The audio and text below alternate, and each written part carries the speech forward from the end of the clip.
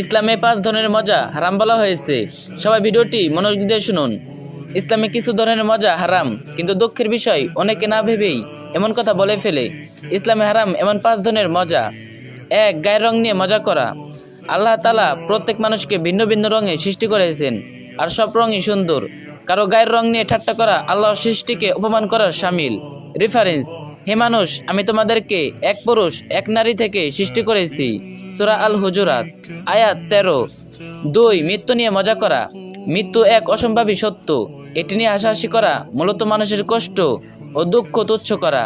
Reference: প্রত্যেক প্রাণীকে মৃত্যুর স্বাদ গ্রহণ করতে হবে। সূরা আলে ইমরান আয়াত 185। 3. কারো নাক বা চোখ শারীরিক গঠন নিয়ে মজা করা। মানুষ যেমন আছে তেমনি আল্লাহর ইচ্ছাই। আমাদের উচিত মানুষের চেহারা নয়, তার আখলাক ও চরিত্র দেখা। হাদিসে আছে, নিশ্চয়ই আল্লাহ তাআলা তোমাদের চেহারা ও সম্পদের দিকে তাকান না, তিনি তাকান তোমাদের অন্তর ও আমলের দিকে। সহিহ মুসলিম হাদিস নং 2564। 4. দিন ও ঈমান নিয়ে মজা করা। দিন নিয়ে ঠাট্টা মজা করা অত্যন্ত ভয়ঙ্কর। এ ধরনের মজা মানুষকে কুফরের দিকেও নিয়ে যেতে পারে। তাই জিহ্বা ও রসবোধ দুটোই হেফাজত জরুরি।